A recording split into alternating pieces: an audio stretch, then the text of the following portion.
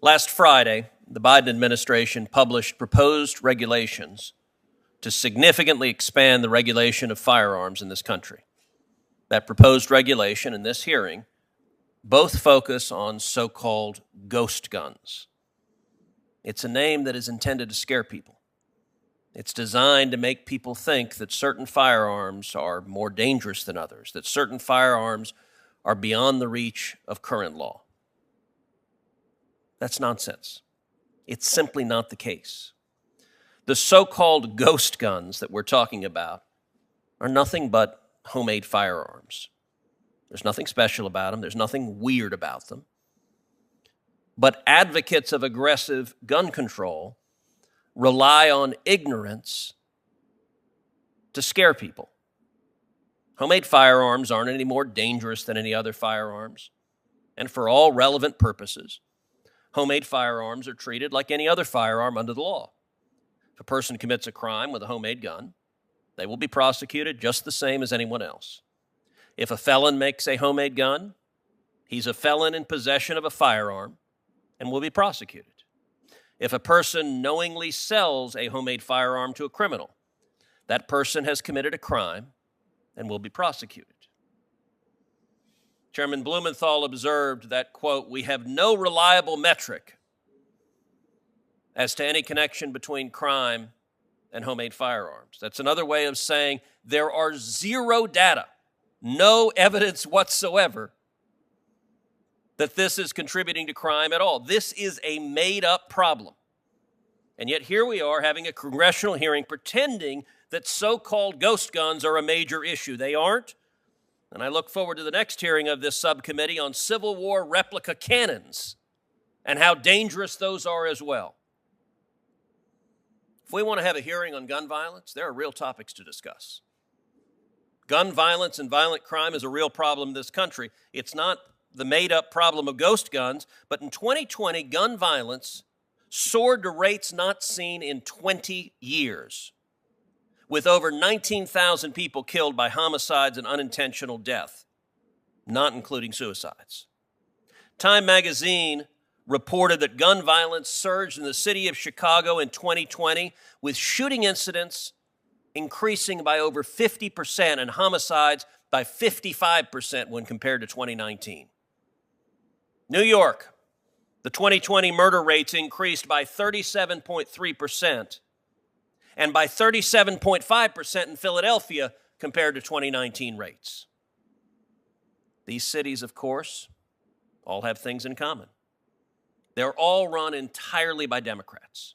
They all have strict gun control measures that criminals don't follow. Law-abiding citizens are disarmed, the criminals are not, and the deaths follows accordingly. And they're also all epicenters of the Democrats' radical push to defund the police. This committee has confirmed one senior official at the Department of Justice who's advocating defunding the police, and this committee is preparing to move forward on a second senior official at the Department of Justice who's advocating defunding the police. If Democrats want to stop gun violence, let's have a hearing on how the move to defund the police is causing more homicides. Let's have a hearing on how gun control proposals are making people more vulnerable to violent crime and how they failed the big city Democrat cities. That actually would be a hearing focused on crime and stopping it, and not instead a made-up topic of ghost guns.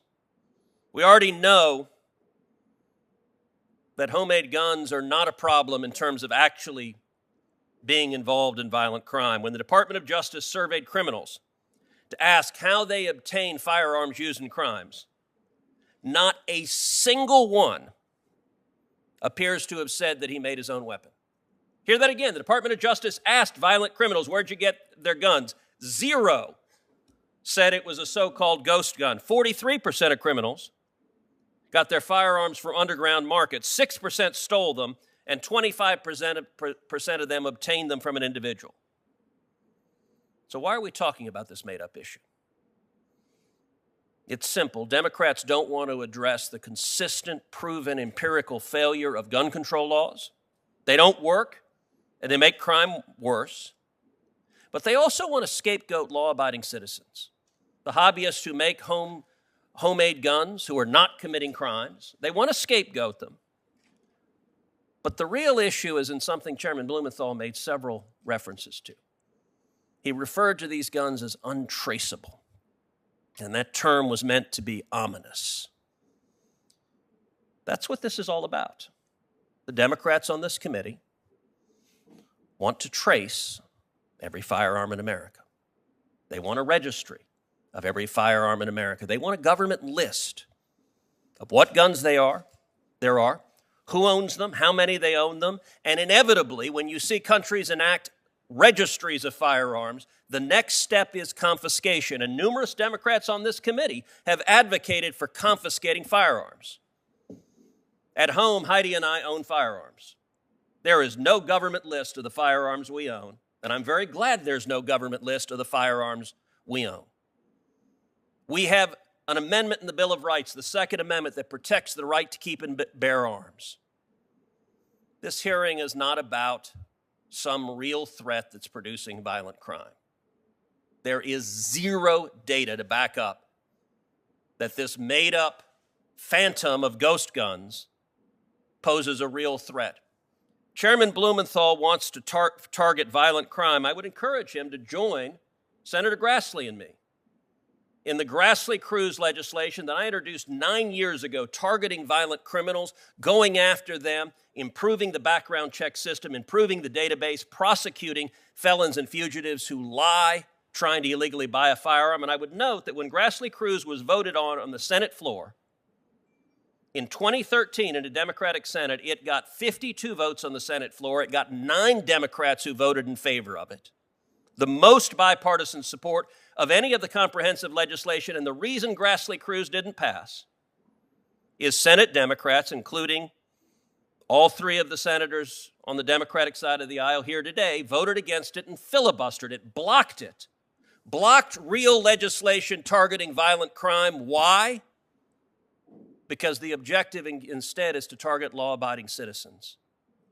That does nothing to stop crime, but it does a great deal to undermine our constitutional rights. I will note, finally, that as Chairman Blumenthal observed, there's a Rules Committee markup on legislation, S1 legislation many of us are referring to as the Corrupt Politicians Act. I'm going to spend the rest of the day in that Rules Committee markup, introducing and pressing a number of amendments. So unfortunately, I'm not going to be able to be here as ranking member. Senator Lee has very graciously agreed to participate in the hearing in my stead while I'm in the Rules Committee hearing. Thank you. Before you leave, Senator Cruz, I might just take this occasion to correct a couple of the misrepresentations in what you just said. First of all, so far as I know, no member of this committee and members of the Senate on this side of the aisle are in favor of defunding the police. That is a massive distortion. Second, my comment about metrics was about sales. There are no reliable metrics on sales. There are clear metrics that link ghost guns to crime, and that is the point. On traceability, yes. You'll hear from law enforcement, or you would if you stayed, about the importance of tracing guns involved in crimes, in solving crimes, and putting criminals behind bars. Nobody on this committee, on this side of the aisle, wants to confiscate guns from law-abiding citizens. And as you well know, there happens to be an amendment in the Constitution that would, under the present Supreme Court interpretation, forbid it. I'm going to ask my Democratic colleague. Senator Blumenthal, if I could briefly ask a question. You just said a moment ago that no Democrat favors abolishing the police. If that were the case, why did every single Democrat vote to confirm Vanita Gupta, a nominee for the number 3 position at the Department of Justice, who said last year in writing, in written testimony before this Senate, advocated abolishing the police? And she was confirmed by 1 vote. Every single Democrat was the necessary vote to confirm a radical who advocated abolishing the police. And just this week, we're taking up Kristen Clark, another radical who has last year in testimony before the Senate advocated abolishing the police. If you don't support abolishing the police, why do you keep voting for nominees who advocate abolishing the police? As you well know, Senator Cruz, that is a complete distortion of their positions. We're not here to talk about those nominees. If you want to stay, we can do it at the end of the hearing, but right now we're going to move on. I turn to my Democratic colleagues if either of them have any opening statements. Senator Feinstein.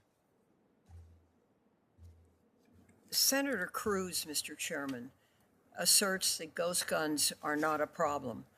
I'd like to disagree. They've been used in school and workplace shootings, to attack police officers, in mass shootings, including 3 in California. In 2013, Santa Monica a shooter, opted to order parts to build his own gun after failing a background check. This is the kind of thing that happens. He went on to shoot over 100